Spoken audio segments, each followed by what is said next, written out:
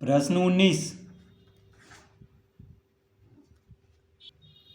एक चतुर्भुज का विकर्ण 50 सेंटीमीटर है तथा इस पर सम्मुख शीर्षों से डाले गए शीर्ष लंबों की लंबाई 10 सेंटीमीटर और 20 सेंटीमीटर है। चतुर्भुज का क्षेत्रफल ज्ञात करें। तो पहले एक चतुर्भुज यहाँ पे हम बना लेते हैं।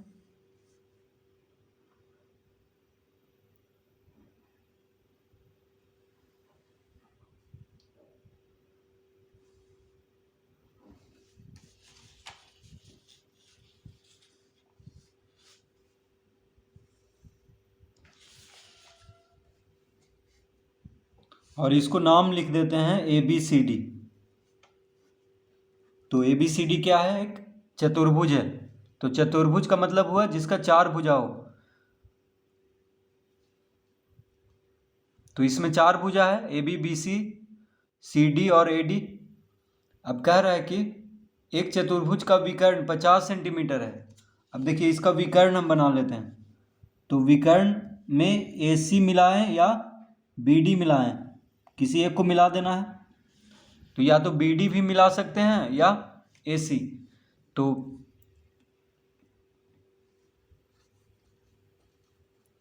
AC क्या हो गया? विकर्ण हो गया। तो कोई एक विकर्ण मिला लेना है, या तो BD मिला लेंगे या AC मिला लेंगे। तो कह रहा है एक चतुर्भुज का विकर्ण कितना है? 50 सेंटीमीटर, यानी AC दिया हुआ है 50 सेंटीमीटर तथा इस पर सम्मुख शीर्षों से डाले गए शीर्ष लंबों की लंबाई 10 सेंटीमीटर और 20 सेंटीमीटर है। तो विकर्ण के सम्मुख शीर्ष कौन कौन है?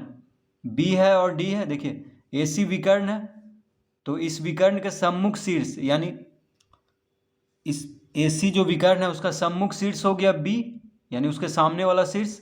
उसी तरह विकर्ण AC के सम्मुख शीर्ष हो गया D, यानी सामने वाला शीर्ष। तो दोनों शीर्ष से विकर्ण पे लंब डाला गया है, यानी इस तरह से। तो इसको हम नाम देंगे DM। ठीक है। फिर B से भी, शीर्ष B से एक लंब डाला गया है AC पर, इसको हम नाम लिखेंगे N। तो लंब डाला गया है यानी 90 डिग्री का कोण यहाँ पे बनता है। तो लंब का मतलब क्या होगा कि 90 डिग्री का कोण बना रहा है किस पे? विकर्ण पे।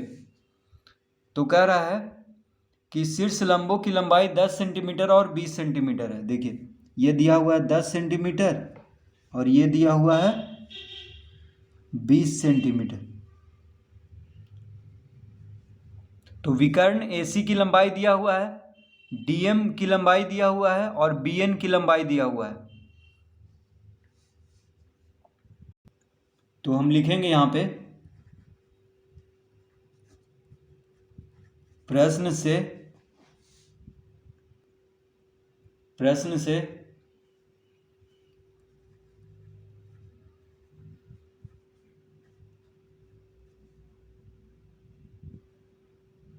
चतुर्भुज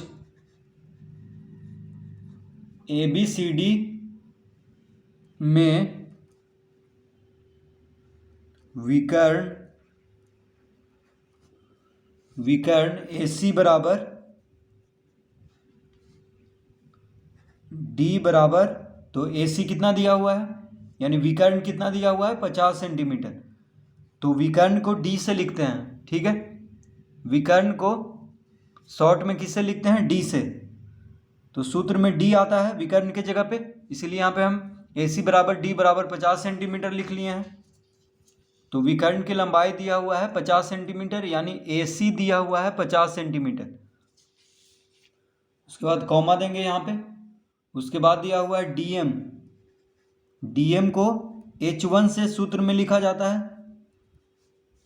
तो H1 बराबर है 10 सेंटीमीटर, कॉमा। अब BN आ गया, तो BN को H2 से लिखते हैं जो कि है 20 सेंटीमीटर। तो विकर्ण को D से, DM और BN को यानी ऊंचाई को H1 और H2 से लिखते हैं। तो H1 H2 है क्या? देखिए, तो विकर्ण के सम्मुख शीर्षों से डाले गए शीर्ष लंबों की लंबाई है H1 H2। तो देखिए विकर्ण के सम्मुख शीर्षों से यानी विकर्ण हो गया AC, उसके सम्मुख शीर्ष हो गया B और D।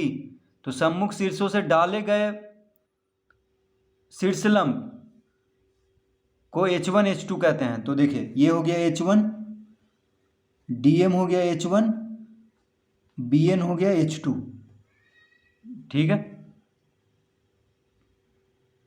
तो शीर्ष D से AC पर जो लंब है उसको H1 कहते हैं, शीर्ष B से AC पे जो लंब है उसको H2 कहते हैं। तो विकर्ण के सम्मुख शीर्षों से डाले गए शीर्ष लंबों की लंबाई को क्या कहते हैं? H1 और H2। ठीक है, तो ये तीनों जब दिया हो तो हम चतुर्भुज का क्षेत्रफल आसानी से ज्ञात कर सकते हैं सूत्र लगा करके। ठीक है, तो विकर्ण दिया हुआ है और उस विकर्ण के सम्मुख शीर्षों से डाले गए शीर्षलंबों की लंबाई दिया हुआ है दोनों 10 और 20। तो अब हम सूत्र लगाएंगे यहाँ पे, तो लिखेंगे अतः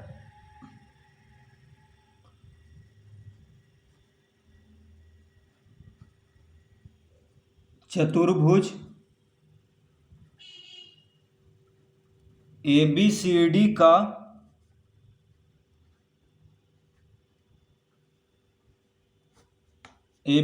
का क्षेत्रफल बराबर, तो चतुर्भुज ABCD का क्षेत्रफल निकालने का सूत्र होता है 1/2 गुना D गुना H1 जोड़ H2।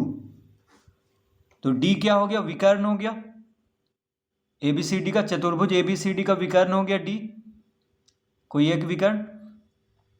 और H1 H2 हो गया विकर्ण के सम्मुख शीर्षों से डाले गए शीर्षलंबों की लंबाई को क्या कहते हैं? H1 H2। ठीक है, तो विकर्ण AC दिया हुआ है और H1 है 10 सेंटीमीटर, H2 है 20 सेंटीमीटर। तो इस सूत्र पे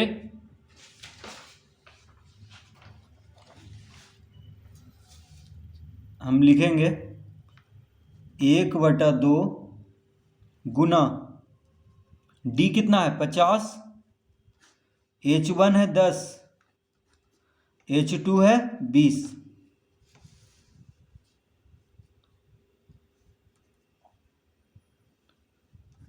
तो 25 दूना 50 काट लेंगे क्योंकि गुना में है, फिर यहाँ पे लिखेंगे 25 गुना 20 10 30। ठीक है, देखिए 20 और 10 को जोड़ देंगे H1 H2 को,